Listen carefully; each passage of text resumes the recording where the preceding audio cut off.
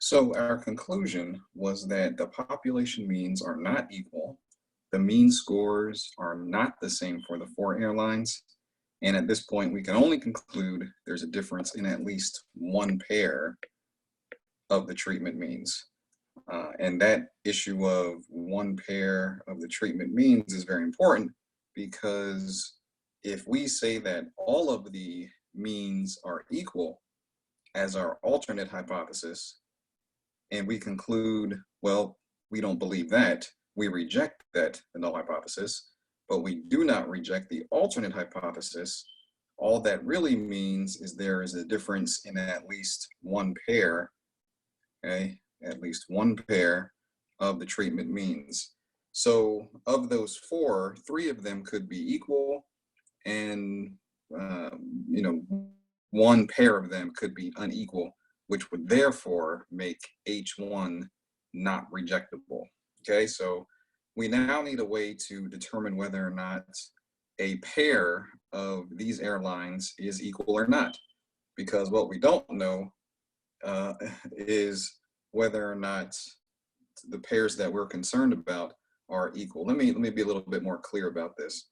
So if you go back to your hypothesis test right here, you see that all of them are equal as your null hypothesis right there. If we reject that, then we're saying that the means are not equal, which really could just mean that these two are not equal. However, if these three are equal, H1 could still be the not rejected hypothesis. Okay, so that's the issue here, right? We don't know specifically which ones are equal or which ones are not equal.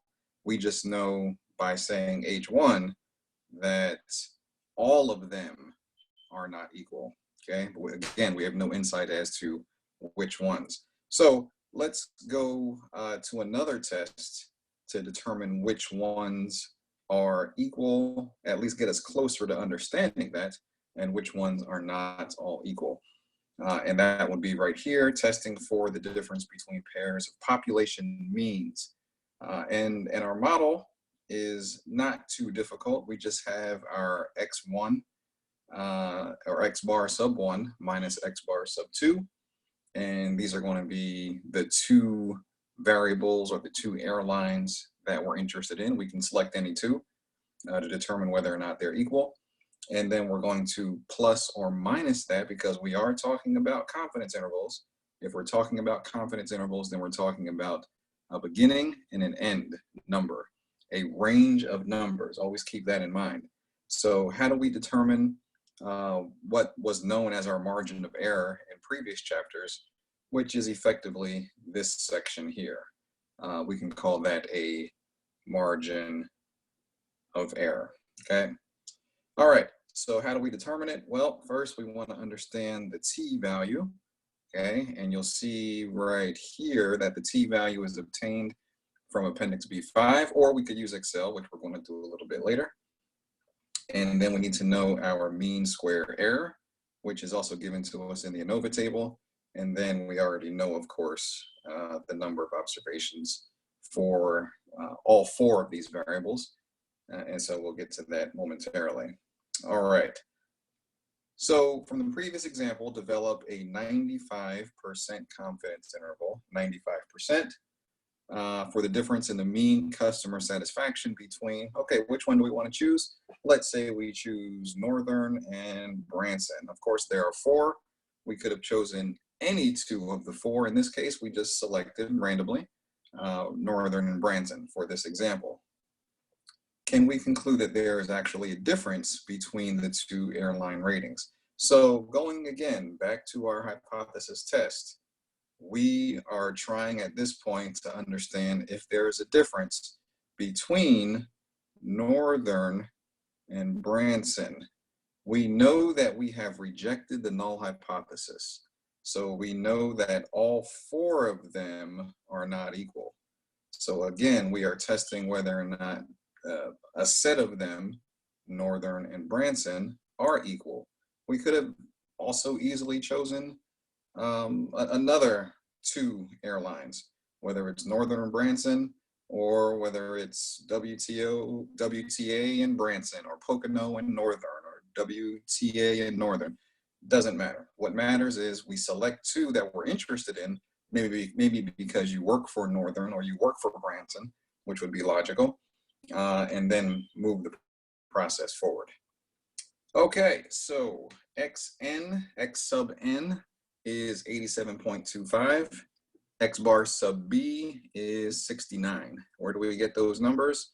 From the data that we found when we first started implementing this process. And so let me go back, and there is our data right here. Here's the 87, here's the 69. Okay, so we have that information already given to us.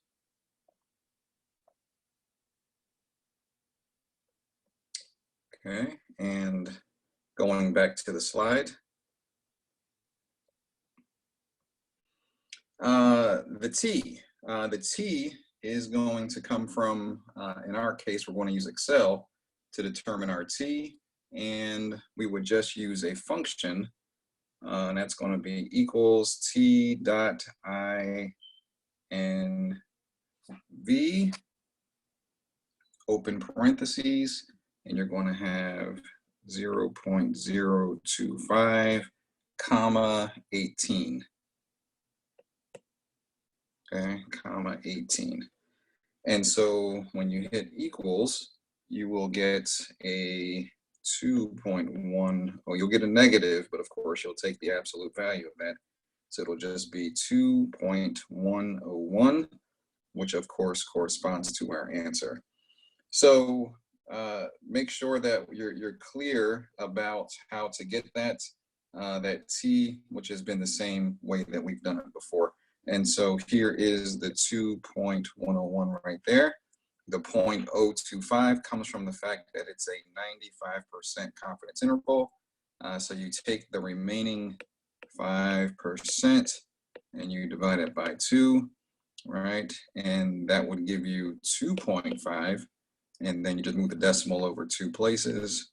And that's where we get a probability, okay? Also known as your alpha, as 0.025. All right. And the 18, of course, comes from that number right there, n minus k. All right. And last, we have the MSE, which comes from the ANOVA table, which we've already run. So you can look back in your slides and you will see the 33. And here it is.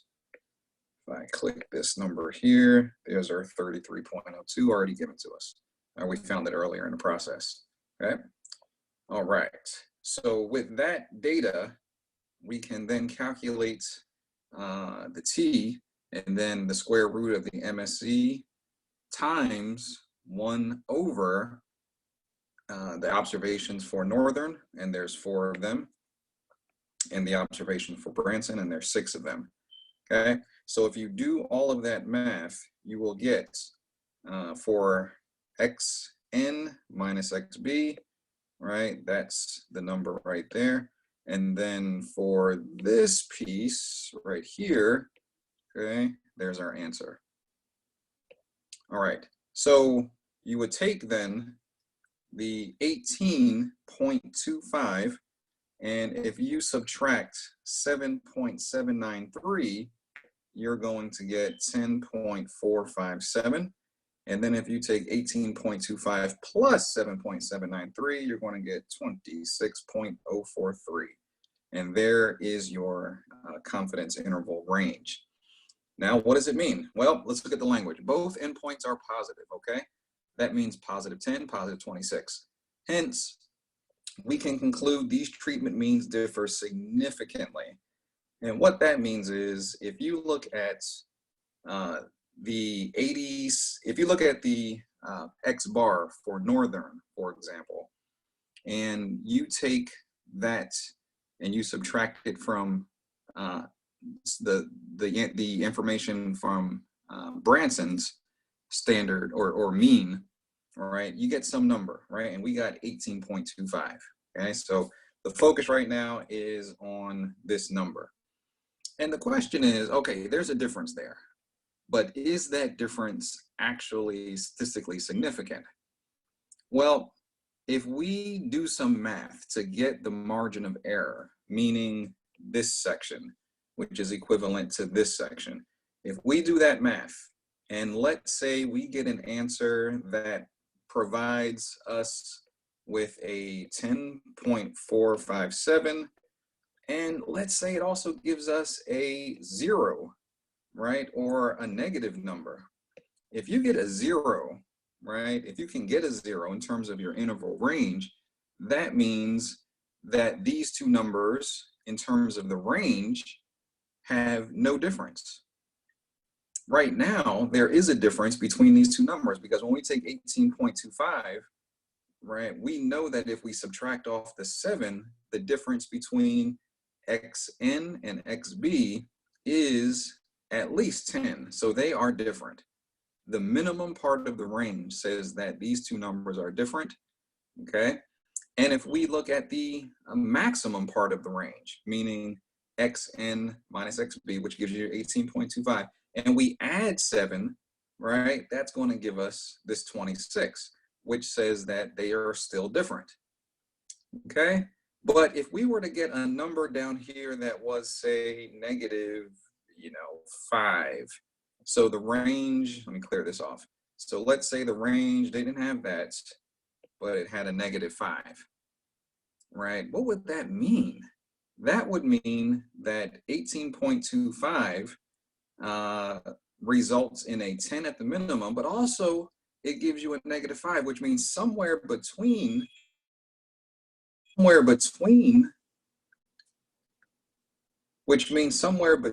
these two numbers, you have a 0.